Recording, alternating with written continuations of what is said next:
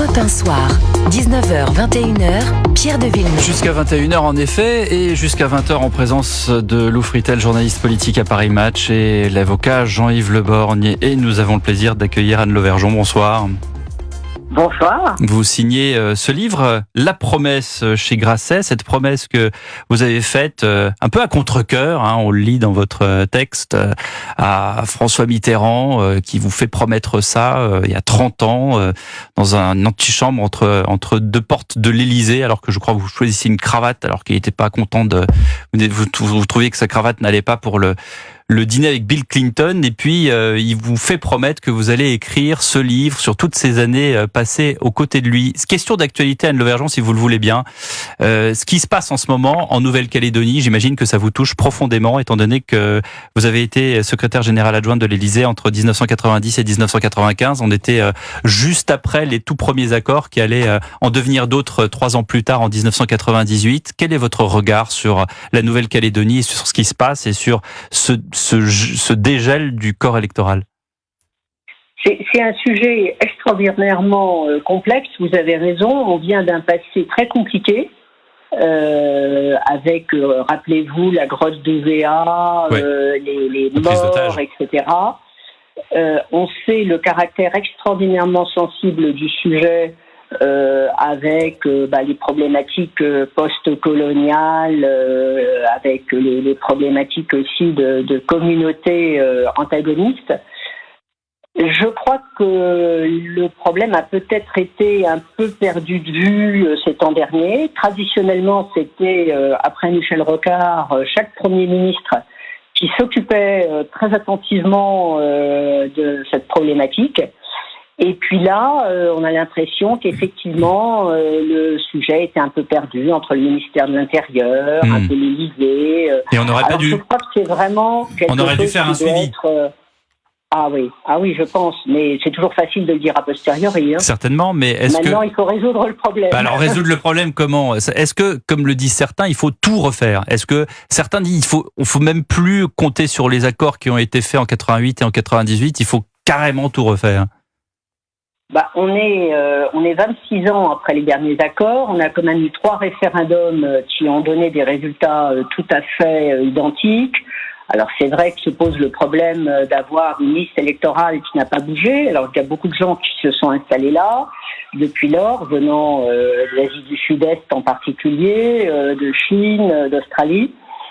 Je ne suis pas du tout spécialiste du sujet, je ne peux pas vous donner quelle est la solution, mais en tout cas, je crois très franchement qu'il faut y attacher la plus grande importance, et je pense que la visite du président de la République est une très bonne chose. En même temps, puisque c'est une locution qu'il aime bien, le président, il y va plutôt quand les problématiques sont plutôt réglées, qu'après une période aussi là, il va au front. aussi chaude.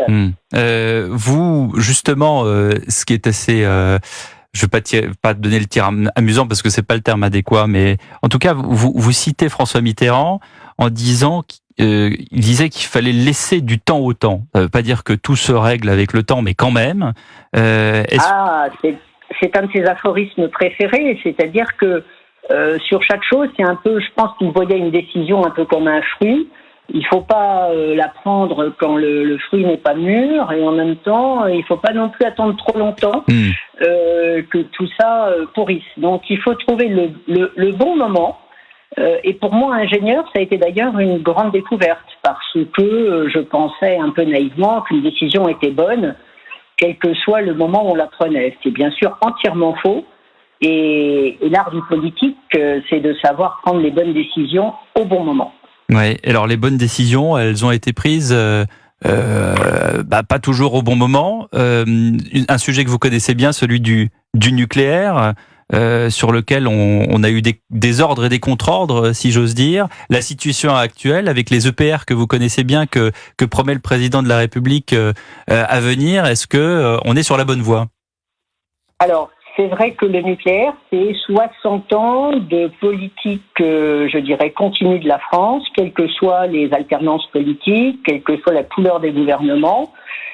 Et puis, on a eu, alors d'abord fin des années 90, ensuite avec la fermeture de Superphénix, qui était devenu un superbe laboratoire contre les actinides. Puis, post-Fukushima, on a une sorte de consensus en France qui consiste à dire que la politique énergétique allemande était la bonne. Alors, on oubliait qu'il y avait du gaz russe pour nourrir tout ça, et on a vu toutes les conséquences. Et du charbon, et de la lignite. Et donc, c'était le modèle européen qui s'est avéré... on a vu les conséquences en 2021-22.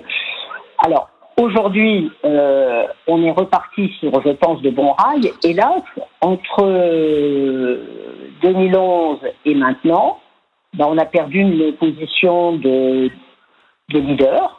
Areva était le leader mondial du nucléaire. C'est Atomic Anne qui dit ça ce soir sur Europe 1. Je crois qu'on a fait beaucoup d'erreurs. On a fait beaucoup d'erreurs, c'est-à-dire que au lieu de renflouer l'entreprise comme l'ont fait les gouvernements chinois, russes, japonais, ou bien comme l'ont fait les Américains en l'envoyant en faillite pour mieux la faire reprendre par un des plus gros fonds américains, on n'a rien fait sur Areva pendant des années, on l'a coupé en deux, ce qui est une aberration, et on a perdu nos positions mondiales. Donc les compétences, beaucoup de compétences sont parties.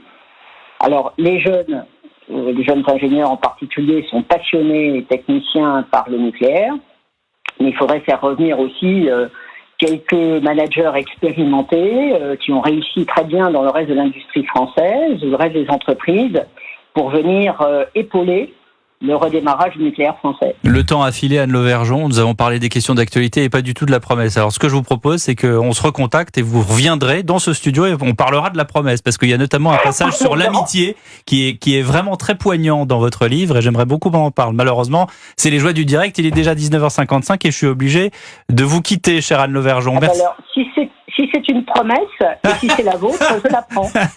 Vous pouvez compter dessus. Anne Lauvergeon, la promesse chez Grasset et vous revenez justement pour parler de la promesse puisque c'est une promesse. Merci, chère Anne Lauvergeon. Merci à vous, Lou Fritel. Merci. Jean-Yves Le Borgne pour vos lumières, à vous deux aussi sur la Nouvelle-Calédonie, sujet complexe. Dans un instant, le journal de 20h et on continue 20h10. Notre invité politique, Manuel Bompard. À tout de suite sur Europe 1. 19h, 21h. Europe 1 Soir.